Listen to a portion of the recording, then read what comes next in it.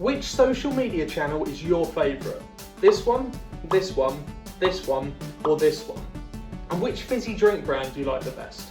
This one, or that one? Back when I studied graphic design at college, I was really intrigued by minimalist design. Other students used to hand it in and I used to think, well, they're just being lazy. They're stripping back all the actual design work and giving something in that's really basic and just sort of getting away with doing barely any work. But actually, minimalist design takes even more work because you have to analyse all the components of a piece of design and then strip them all back without losing the meaning. Yes, maybe the logo is important, the actual front foreground imagery. Yes, maybe the pattern is important. Yes, the typography is most likely very important, but the background colour is as important, if not more defining for your brand. I'm a big fan of Back to the Future and I've seen loads and loads of minimalist Back to the Future posters. I've also seen the same for Star Wars too. These are some examples. Designers will spend hundreds of hours, and I mean hundreds of hours, perfecting the foreground imagery, the logo. Like for example, the Gymshark logo, that sort of shark thing, that is what they've spent a lot of time on. The background colour would have been secondary. The same with the Brewdog logo, the same with the KFC logo. The background would have been secondary. So just how minimalist can we go? Remember at the start of the video where I showed you some colours in replacement of a brand's logo and you still knew what those brands were? Well, we're going to play a little game now. Excluding black and white, because it would be very difficult to guess what brand was using those because most of them do, I want you to guess some brands for me. Now, if you're not based in the UK, this might be quite difficult, so I don't know how transferable it's going to be. But for UK viewers, which of these is your favourite chocolate? This one or this one? And for Americans out there, just to make you happy, which of these is your favourite chocolate? British people watching again, where do you do your weekly shop? Here, here, or there?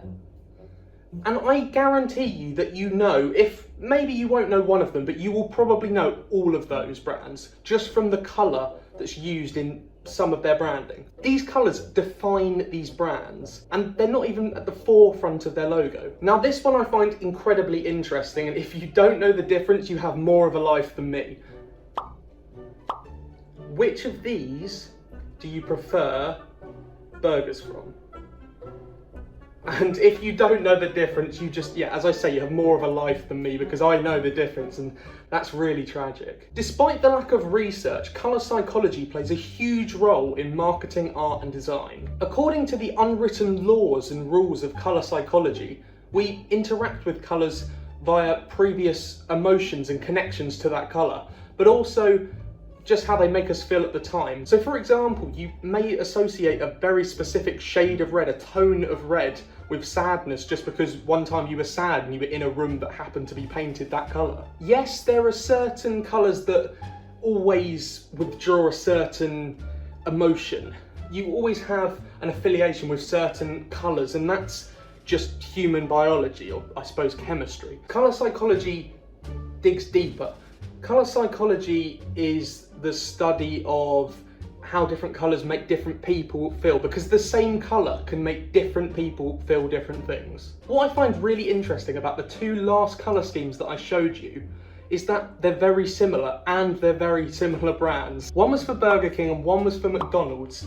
And then I thought, actually, which of them did it first? Because surely there's some sort of stealing going on there. So I did some digging and it turns out that McDonald's genuinely chose their red and yellow colour scheme for psychological reasons. The colour red stimulates an active thought in our brain, and the colour yellow is the most visible colour, so artistically and scientifically they have chosen that colour for that reason, but also because it displays passion. Yellow brings out happiness in a lot of people, and so combining red and yellow, you've got a passion for happiness, and it's very, very visible wherever it is. And that's why you always spot the golden arches wherever you are on a London street, because through a crowd you see that red sign with the big yellow arches on. Burger King seemingly picked their colour scheme before McDonald's back in the 1950s. Now, I'm not making any accusations to McDonald's. I don't know if they did steal the colours, but having a very similar colour scheme, if not the same colour scheme, just slightly different tones and shades, to your main competitor is a little bit suspicious. Remember what I said before about colour psychology? When you see a colour, you think of something that you have thought when you've seen that colour before. You make connections in your mind. Well, how about when customers used to see the Burger King logo, they thought, I'm hungry, I want a burger. McDonald's stole that colour scheme, and then customers want to maybe eat a burger when they see the McDonald's logo. That's really a connection that I think is very plausible. So were McDonald's trying to steal Burger King's footfall?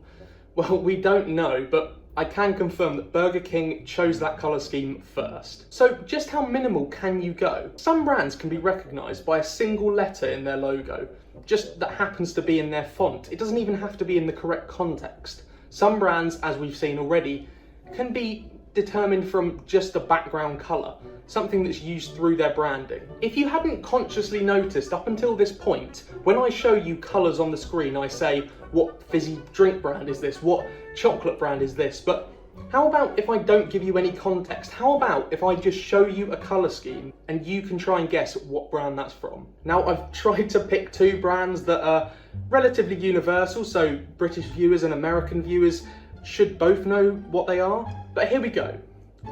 What is this brand? It's a difficult one. But if you don't know it, it's just probably because you have more of a life than me. This is a colour scheme for a physical item by a very famous brand. Now, do you know what that item is? If not, how about if I add this?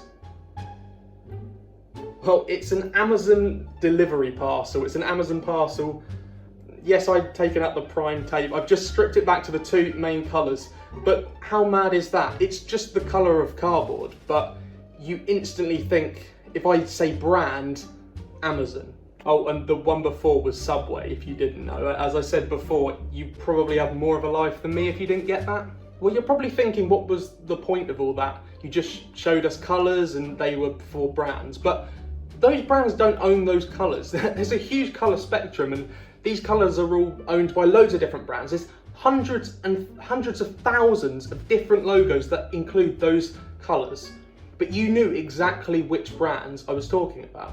There are hundreds of thousands of logos that use that same shade of purple, but you knew it was Cadbury's. There are hundreds of thousands of logos that use that red, but you knew it was Coca-Cola. The lesson of this video is really that if you're making a logo and you want to define your business with it, make sure you put as much thought into the background colour as you do to the foreground logo, because chances are that you're going to be known for that colour.